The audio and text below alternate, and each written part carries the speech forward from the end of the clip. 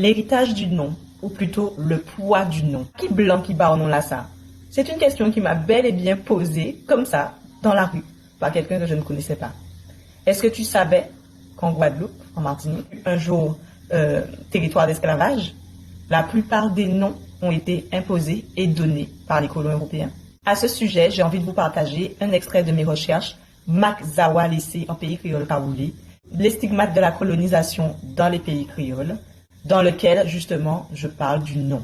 En 1635, décatement à l'arrêt la société créole a dans l'îlette français paraît le code noir à M. Colbert. Livre là, ça a expliqué la colonisation à colonie française au XVIIe siècle à la montée. Code noir là a dit faut mettre la baptisée esclavage en religion et assurer bail au nom. Là où regardez gens ça qu'a fait à ce continent là, bail non c'est un bitin qui fondale à dans Metz et l'habitude de l'Afrique. Ça tient en grande dimension, manqué magie. Balandier a dit, le nom n'est pas seulement un moyen de désignation et de distinction de l'individu, il est le support même de la personnalité.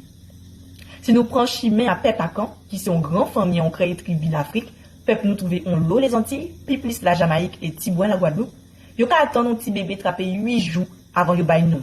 Pour ça, yo ka semblé famille et amis alentour rencontrer yo ka crier Abadinto. C'est à un moment là même yo bay nom. Si moun la rentré pour bon en famille là. C'est ça qu'a expliqué.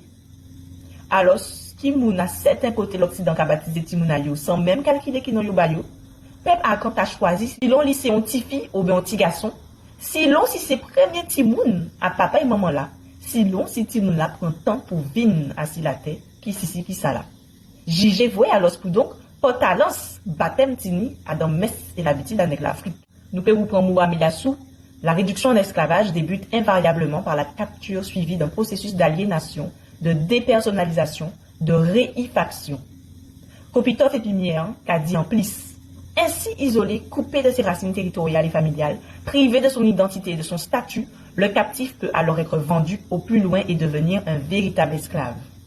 C'est pour dire à Papouayen Zawarou baptisé nègre l'Afrique qui était déjà tini noyau, par rapport à moun la yote là.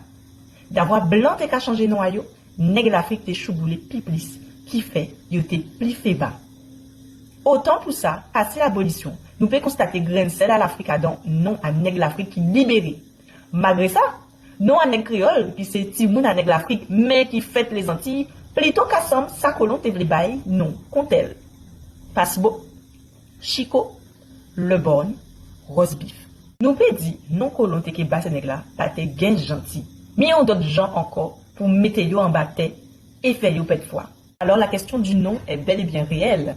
Et à ce moment-là, on peut se demander, si on change certains termes, parce qu'on dit souvent que les mots ont un pouvoir, les mots ont un sens, est-ce qu'il faut revoir les noms hérités de l'esclavage, ou est-ce qu'il faut les assumer et redorer leur blason?